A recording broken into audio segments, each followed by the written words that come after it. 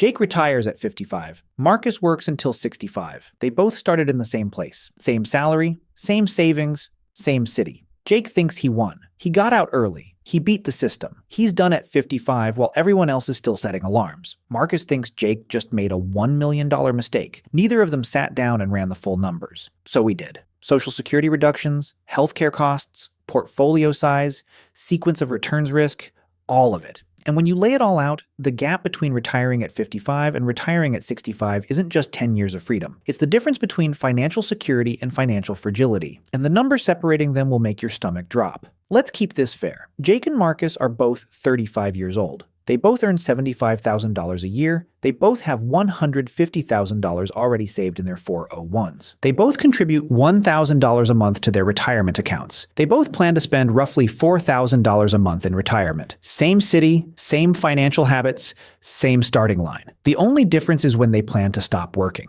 Jake wants out at 55. Marcus is staying until 65. On day one, Jake's plan sounds incredible. 20 more years and he's completely free. No alarm clock, no performance reviews, no Monday mornings that feel like a life sentence. He starts running spreadsheets, reading early retirement blogs, telling his friends he'll be done at 55. His coworkers think he's delusional. His financial advisor raises an eyebrow. But Jake did the math. He's confident. And honestly, on the surface, the numbers almost support him. Marcus thinks Jake is making a serious mistake. He's staying in until 65. 10 more years of contributions, 10 more years of compound growth, 10 more years of salary increases and employer matching. When Marcus tells people he's retiring at 65, nobody is impressed. It sounds like the default setting, the boring choice, the thing everybody does. But Marcus isn't staying because he can't retire early. He's staying because he understands exactly what those 10 extra years actually buy him. And it's not just time.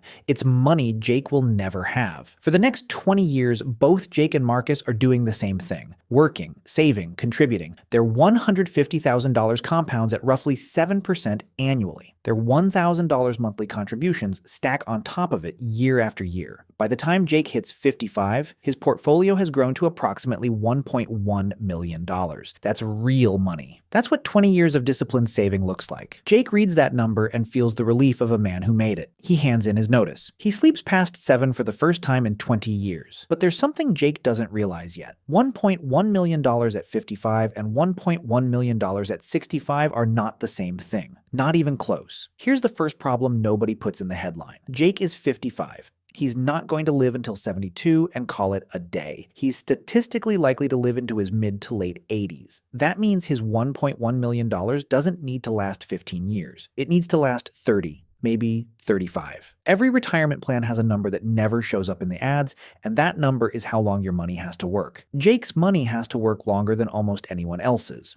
The standard withdrawal rule is 4%. You pull 4% of your portfolio per year, and historically, the money survives a 30-year retirement. On $1.1 million, that's $44,000 a year, $3,667 a month. Jake planned to spend $4,000 a month. He's already over budget before he buys a single grocery, and his budget doesn't include the thing that's about to hit him hardest, healthcare. Jake is 55. Medicare doesn't start until 65. That means for the next 10 years, Jake is buying private health insurance entirely out of pocket. For a healthy 55-year-old, a decent individual plan runs $700 to $1,000 a month. By 60, that number is closer to $1,200. No employer to split the cost with, no group plan, no HR department, just Jake and the open market. Over 10 years, healthcare premiums alone cost him between $90,000 and $130,000. And that's before a single deductible, a single copay, a single unexpected diagnosis. This cost didn't appear anywhere in the spreadsheet Jake built at 35. It never does. It just quietly drains his portfolio every single month for a decade straight. Marcus, meanwhile, is still working at 55, still contributing $1,000 a month, still collecting his employer match, still covered by his company health plan. He doesn't think about healthcare costs because he doesn't have to. His employer handles it, his salary keeps coming, and his portfolio, the exact same $1.1 million Jake has at 55, keeps growing. Marcus doesn't touch a dollar of it. For the first few years, Jake adjusts. He trims the vacation budget, moves the monthly spending target from $4,000 to $3,500, tells himself it's fine. The freedom is worth it. And in many ways, he's right. No commute, no boss, no performance reviews. His stress levels have dropped. His sleep has improved. His mornings belong to him. If you measured his life by how it feels in year 2 of early retirement, Jake is winning by a mile. But here's the quiet math problem building underneath all of it. Jake is withdrawing from his portfolio every single month. Not a large amount, but consistently. Even in good market years, his balance is shrinking slightly while Marcus's is still growing. And those first years of retirement are the most dangerous years a portfolio will ever face. The technical term is sequence of returns risk. If the market drops 30% in year 2 of Jake's retirement, and he's still pulling $3,500 a month to cover living expenses and healthcare, the combination of falling values and ongoing withdrawals creates a hole that compound growth may never fully recover. In a bad sequence of early returns, a $1.1 million portfolio can be functionally broken within a decade, even if the long-run market average looks fine on paper. Jake cannot stop spending. He has no paycheck to fall back on. The market owes him nothing. Marcus is insulated from all of this. A 30% market crash at 55 is painful to watch on a screen, but Marcus is still employed. He doesn't sell anything. He keeps contributing. He's buying more shares at lower prices without even trying. By the time he retires at 65, the crash is a footnote inside a long upward curve. Let's check the scoreboard at age 65. Jake has been retired for 10 years. His portfolio has absorbed 10 years of withdrawals, 10 years of healthcare costs, and whatever the market decided to do in the meantime. Depending on the sequence of returns he got, his portfolio is somewhere between $850,000 and $1.2 million.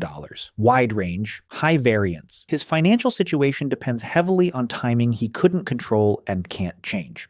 And now something else hits him. Social Security. Jake claimed at 62. The earliest possible date. He needed the income and had no alternative. But early claiming means a permanent reduction, roughly 25 to 30% less than his full retirement age benefit of 67. On an expected full benefit of $2,100 a month, Jake locked in approximately $1,500 a month instead. Once you claim early, you cannot undo it. The reduction is permanent. For every year Jake lives past 80, that single decision costs him real money that compounds into a staggering lifetime loss. Marcus retires at 65 and waits 2 more years to claim at 67, his full retirement age. He collects $2,100 a month. That $600 monthly difference is $7,200 a year. Over a 20-year retirement, that is $144,000 more in Social Security income from one decision made at a single moment. And if Marcus had waited until 70, his benefit would climb to $2,600 a month. The gap between Jake's early claim and Marcus's maximized benefit, paid out over 2 decades, exceeds $260,000. That's not a small rounding error. That's a car, a boat, and a decade of vacations. Now look at Marcus's portfolio at 65. Same $150,000 starting point. Same $1,000 monthly contributions for the first 20 years. But Marcus never withdrew a single dollar. His $1.1 million at 55 kept compounding at 7% for 10 more years, with contributions still flowing in on top of it. His portfolio at 65 is approximately $2.4 million, more than double what Jake has. Using the 4% rule, Marcus can withdraw $96,000 a year, $8,000 a month, comfortably above his $4,000 spending target with a $4,000 monthly cushion to absorb unexpected expenses, bad market years, or a longer than expected life. His portfolio only needs to survive 20 to 25 years, not 30 to 35. He starts Medicare on day 1 of retirement. His Social Security check arrives in full. The complete picture at age 65. Jake has a portfolio somewhere between $850,000 and $1.2 million, a permanently reduced Social Security check of $1,500 a month, no Medicare for the past 10 years, and 30 more years of expenses ahead of him. Marcus has $2.4 million, a full Social Security benefit of $2,100 a month, immediate Medicare coverage, and roughly 20 years of expenses ahead. The wealth gap is over $1 million. The monthly income gap is more than $4,000. The risk gap is enormous, and every year that passes, the gap in their financial comfort will widen. Here is the number people never calculate.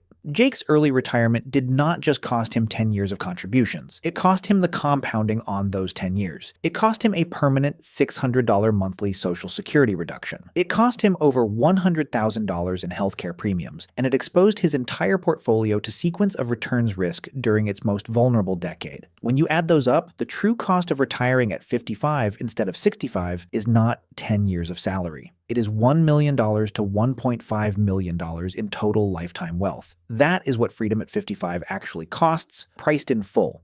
Now here is the honest counter-argument, because ignoring it would mean ignoring reality. Time is the one thing money cannot buy back. Every year you work past the point where you don't have to is a year you traded. Jake gets 10 extra years of energy, mobility, and health. He travels while his knees cooperate. He's present for his kids or grandkids in a way that a full-time job never allowed. He wakes up on a Tuesday in October with nowhere to be and no obligation to anyone. Marcus accumulates $1.3 million more, but those extra 10 years are spent in meetings, commuting, and exchanging his time for money that he already has enough of. No financial model captures the value of a decade of full health and full freedom.